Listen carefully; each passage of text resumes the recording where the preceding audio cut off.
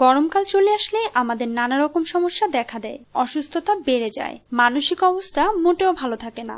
School, college, office যে কোনো কাজেই যেতে অনেক কষ্ট হয়। মন ভালো রাখার নানা ধরনের চেষ্টা করলেও মেজাজ ভালো থাকে না।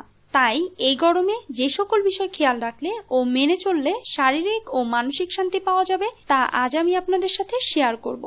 সাথে সাথে আমি আপনাদের এটাও জানাবো কিভাবে হিট স্ট্রোক থেকে নিজেদের রক্ষা করা যায়।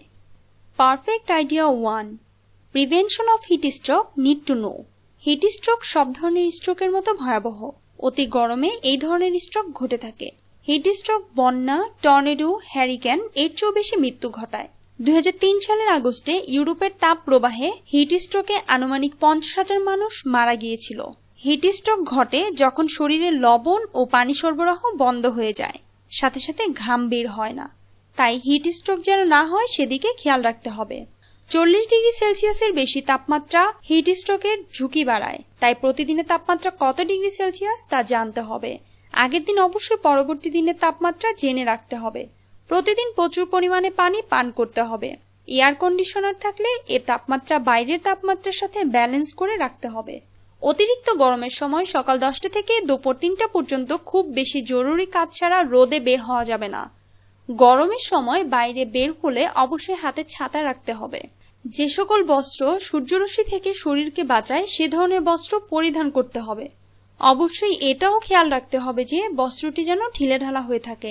হিট স্ট্রোকের কিছু লক্ষণ হলো মাথা ব্যথা, 40 ডিগ্রি সেলসিয়াসের উপরে তাপমাত্রা কিন্তু ঘাম বের হচ্ছে না, দুর্বল অনুভব করা, কনফিউশনে ভোগা, আচরণ অদ্ভুত হওয়া, মাথা ঘোরা, অচেতন হয়ে পড়া।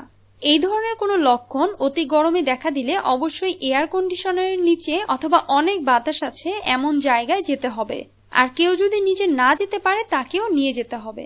ঠান্ডা পানি পান করতে হবে, শরীরে ঠান্ডা পানি দিতে হবে। এই সময় আইস ব্যাগ ঘাড়ের পিছনে রাখতে পারলে বেশ ভালো হয়। বেশি খারাপ অবস্থা হলে অবশ্যই ডক্টরের পরামর্শ নিতে হবে। Perfect idea 2, what to do if excessive sweating.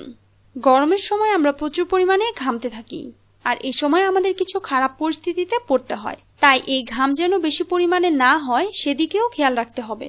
প্রতিদিন অ্যান্টিপারস্পাইরেন্ট ডিওডোরেন্ট ব্যবহার করা যেতে পারে, তবে অবশ্যই ব্যবহারের স্থান শুষ্ক হবে।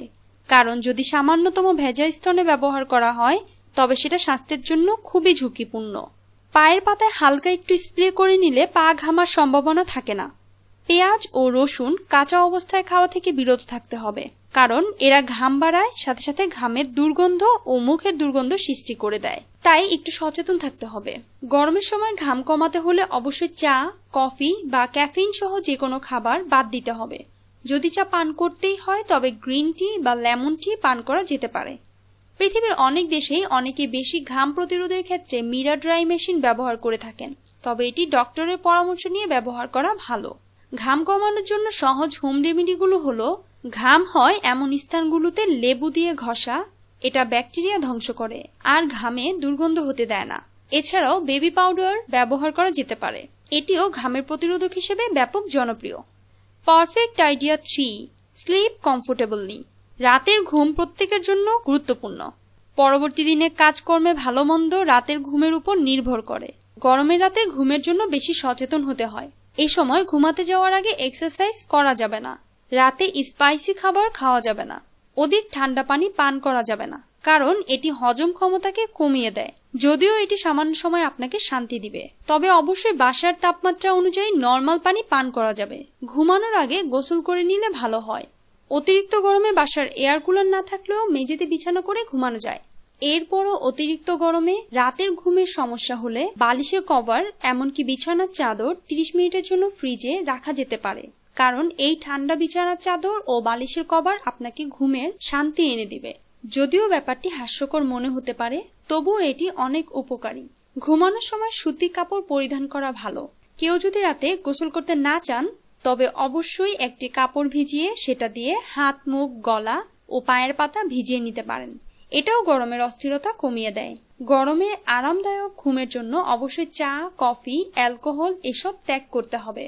Perfect idea 4, look after your skin.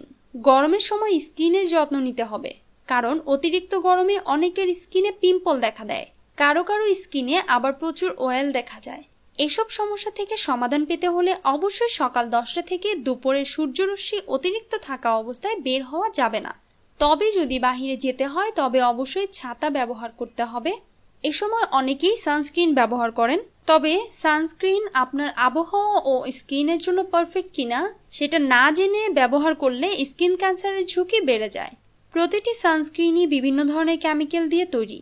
এগুলোর ভয়াবহ ক্ষতিকর দিক রয়েছে যা জেনে ব্যবহার করা ভালো। এ সময় সানগ্লাস ব্যবহার করা ভালো। গরমের সময় কোনো ধরনের মেকআপ ব্যবহার করা যাবে না, কারণ এর ক্ষতিকর দিক আমরা অনেকেই হয়তো জানি না। তবে গরমকালে মেকআপ ব্যবহার করলে স্কিনে নানা ধরনের ক্ষতির সম্ভাবনা থাকে। গরমের সময় হাত, পা, মুখমণ্ডল বারবার ওয়াশ করা ভালো। প্রচুর পানি পান করতে হবে। স্বাস্থ্যকর খাবার খেতে হবে। অতিরিক্ত গরমে এক্সারসাইজ না করাই ভালো।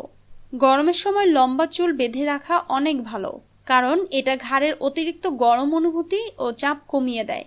গরমে অবশ্যই ফল খেতে হবে, কারণ এটা স্কিন ও স্বাস্থ্যের জন্য অনেক বেশি হেল্পফুল। স্কিনে যদি পিম্পল কারো হয়ে থাকে তবে সুতি কাপড় ঠান্ডা পানিতে ভিজিয়ে দিনে কয়েকবার মুখমণ্ডল পরিষ্কার করতে হবে। পিম্পল নিয়ে সূর্যের আলোর নিকটবর্তী না যাওয়াই ভালো। স্কিনে কোনো কেমিক্যাল জাতীয় জিনিস ব্যবহার করা থেকে বিরত থাকতে হবে, তাহলে পিম্পল দ্রুত চলে যাওয়ার সম্ভাবনা বেড়ে যায়। এই আইডিয়াগুলো মেনে চললে আশা রাখছি গরমে সবাই সুন্দর সুস্থ জীবনযাপন করতে পারবেন। আমাদের এই চ্যানেলে আরো অনেক মোটিভেশনাল ভিডিও রয়েছে, চাইলে দেখে নিতে পারেন, হয়তোবা আপনার কোনো উপকারে আসতে পারে। আমার এই ভিডিওটি যদি ভালো লেগে থাকে অবশ্যই লাইক, শেয়ার ও কমেন্ট করবেন। পরবর্তী নতুন ভিডিওটি দ্রুত পেতে হলে সাবস্ক্রাইব করে রাখুন এখনই। ভালো থাকুন, সুস্থ থাকুন, নিরাপদে থাকুন। আমাদের সাথে থাকার জন্য ধন্যবাদ।